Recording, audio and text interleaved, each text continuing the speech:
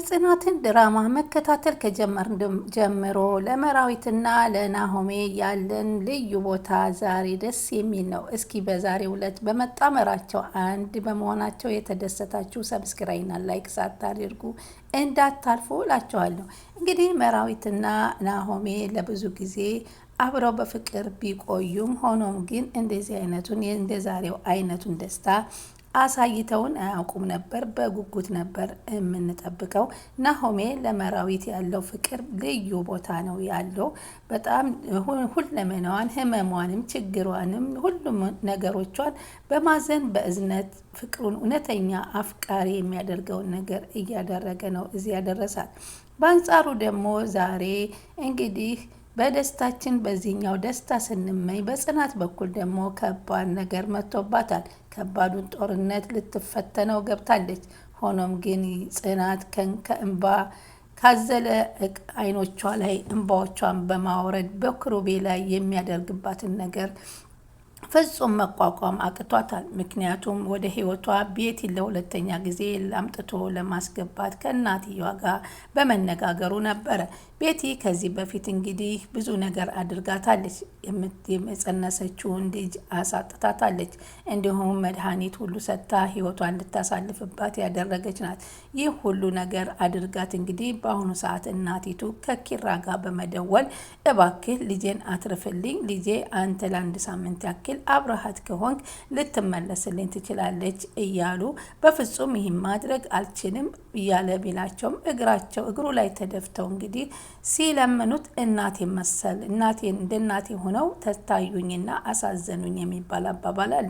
የሰው ልጅ እንግዲህ እሱ መጀመሪያ እንደተናገረው ህይወታችንን ቤቲ ምን ነው ባላወኳት ብያለሁ። ወደ እኛ ከገባች ነው ምስቅልቅላችን የበዛው። ስለዚህ ብዙ ነገር ጽናትን አድርጋታለች። ጽናት ይህን ነገር አትቀበልልኝም እንዳለው ቆራጥ ሆኖ መወሰን ነበረበት።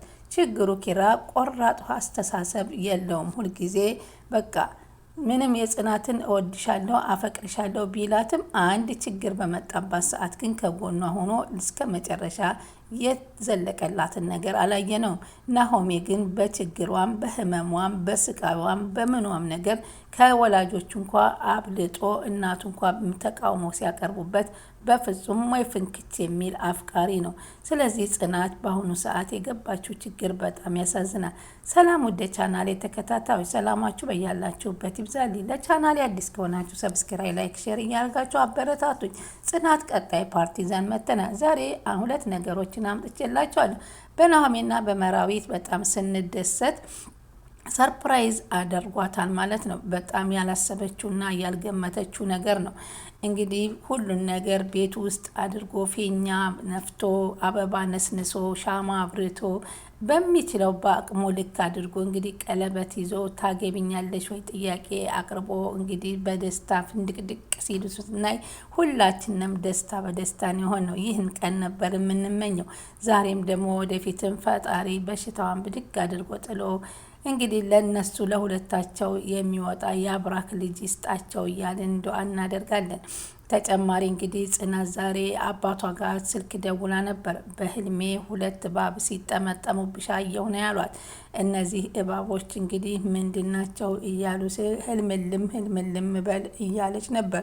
ይህ የሚያስገረማት ናኒ ካጠገቧ ተቀምጣ አባቴ ህልም አይቷል። ምን ህልም አየ? እባብ ሲጠመጠምብኝ፣ አንቺ ደግሞ በእንደዚህ አይነት ባህል አትመኝ ስትል ትነግራታለች። ሆኖም ግን ደግሞ ባክሽ እኔ እባብ አልወድም፣ ስታነሹ ብቻ ሰውነቴን የወረረኝ መሰለኝ፣ እኛንም አብረሽ እንዳጨምሪን ስትል ነበር ያለቻት። በዚህ ሰዓት ደግሞ ክሩቤ ቤቲን ለማገኘት ሄዶ ነበር። ቤቲ እንግዲህ መንገድ ላይ ሆና የአምቡላንስ ጩኸት ጮኸብኝ፣ የኪራን ድምፅ ሰማሁት እያለች ስትል እናቲቱም እባክሽ ዛሬ ልዩ ቦታ ነገር ለወስድሽ ነው እያሉ ከደውለው ካሳመኑት በኋላ እሱም እሷን ለማገኘት መንገድ ላይ አስፓልት ተገናኝተው ነበር። አስፓልት ላይ ስታየው ኪራ ነው ወይ እኔ ምግብ እሰራለታለሁ፣ ምግብ አዘጋጅለታለሁ፣ እንዲህ ነው እንዴ እኔን አፍቃሪ የምትቀበዩ እማዬ ወደ ቤት እንሂድ በይው እያለች ብዙ ነገር ትላለች። ከዛም አልሄድም ብሎ በፍጹም ይሄን ነገር አላደርግም፣ እሷ እኮ ህይወቴን ያመሰቃቀለች ናት፣ በፍጹም ለእሷ ስል ይችኛዋን ማጣት አልፈልግም እንዳለው ቆራጥ መሆን ነበረበት። ሆኖም ግን እሱ ቤት ድረስ ሄዶ አይቷታል።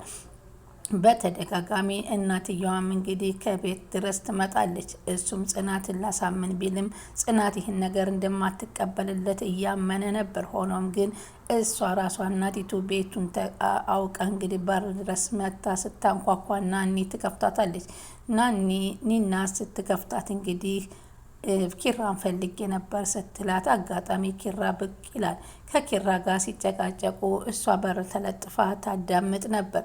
ይህንን ያዳመጠች ናኒ ገባችና ለጽናት አንዲት አሮጊት ሴትዮ በር ድረስ መታ ቅድም እኮ ታንኳኳ ነበር፣ ከዛ ከባልሽ ጋር ከክሩቤ ጋር ስትጨቃጨቅ ነበረ ስትላት ባክሽኔ እንደዚህ አይነት ነገር አሁን መስማት አልፈልግም ብትላትም አላዳመጠቻትም፣ ቦታም አልሰጠቻት።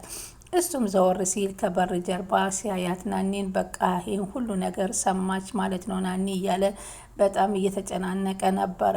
ከዛም በኋላ አሁንም በተደጋጋሚ ካፊ ቤት እየቀጠረች እናቲቱ እባክህ ለአንድ ሳምንት ወይ እኔ ጋር ተቀመጥልኝ ወይም ደግሞ እናንተ ጋር መታ ትቀመጥ ሲል በፍጹም በጭራሽ ሊሆን አይችልም፣ እኔም እዛ ጋር መጥቼ መቀመጥ አልችልም፣ እሷም እዚህ መታ መቀመጥ የለባትም የሚል ነበረ አላማ የሰጣቸው። ሆኖም ግን ምንም ቢሆን መጨረሻ ላይ እሺ የሚለውን ነገር ይስማማል። ለጽናት መናገር እንዳለበት ያስባል። ጽናት ደግሞ አገራመን ነው ብላ ቡናዋን አፍልታ ልታጠጣው ቡና ላፍላና ቶሎ እያለች ስትለው እሺ ብሎ ካልጋ ተነስቶ በር ላይ ሲወጣ ነበር የቤቲን እናት ያየው። ከዛም በኋላ መናገር እስካለብኝ ድረስ ልናገር ብሎ ለጽናት ሲነግራት በፍጹም እናትየዋ ገፍተው ገብተው ቁጭ ሲሉ ናኒ ይችን እኮ ነው ትልቅ ሴትዮ አየሁ በር ላይ ከኪራ ጋራ ስትጨቃጨቅ ያልኩ ሴትዮ ስትላት እስኪ ዝም በይ ልስማበት ስትል እቺ የቤቲ እናት ናት ሲል ይጀምራል። ቤቲ ያለችው የደነገጠችው መደንገጥ መቋቋም አቃታት። እኔ ቤቲ የምትባል አላውቅም፣ በህይወቴ ብዙ ነገር አጉድጋኝ ሄደች ጭራቅ፣ ስለ እሷ መስማትም አልፈልግም አለች ጽናት። ምን ነው ልጄ እንደዚህ አትበያት እንጂ ልጄ እኮ ታሳዝናለች፣ ቤት ውላለች፣ በጣም ታማለች እና እኔ ተቸገርኩኝ፣ ሁልጊዜ ኪራ ኪራ ነው የምትለው። ማማ ይቅርታ አድርጉልኝ፣ እሷ እኮ ልጄን የነጠቀችኝ፣ ህይወቴን ያበላሸችብኝ፣ እኔን ራሱን ለማስወገድ የጣረች፣ ከዚህ በላይ ምን አለ? አንቱ እርሶ ልጅዎን ስትሉ ለእኔስ እኔስ ለምን አለች ማለት ነው። ክሩቤ ደግሞ ተነስቶ እናቲቱ በጣም አሳዘኑኝና ሳያት እሷንም በጣም ታሳዝናለች ሲል እንዴ ሂደህ ጭራሽ አይተሃት ነበር እንዴ አለችው ማለት ነው። አዎ ሂጄ እና ሂደህ አይተህ ከጨረስክ በኋላ ነው መተህ የምትነግረኝ?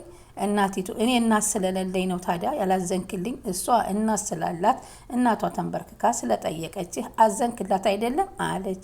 ዛሬ ግን ጽናት ኮስተር ብላ ማንነቷን ለማስከበር የቆመች መሆኗን ለቅሶዋ እንባዋ ቢቀዳደማትም በጣም ተከራካሪ ሆና በማየታችን ደስ ብሎናል። ቢሆንም ሁልጊዜ የምታሳየው ለሱ ስትል የምትጎዳውን ነገር ራሷን እየጎዳት እንደሆነ እየተገነዘበችው ስለሄደች አሁን ግን በፍጹም ቤቲ የምትባል ሴት ከቤቴ ውስጥ አትገባም የሚል አቋም ነበር የያዘችው። እናትየዋ ደግሞ እባክሽ አንቺዬ እንደዚህ ሁና አታሳዝንሽም ወይ? አንቱ ለርሶ ለልጆ ስታዝኑ እኔስ ያሳለፍኩትን በእኔ ላይ ያደረገችብኝን ነገር እንዴት አታስቡልኝም ስትል ነገረቻቸው። በፍጹም የወጋ ቢረሳ የተወጋ ይረሳም ስትልም ተረተች ጽኑዬ።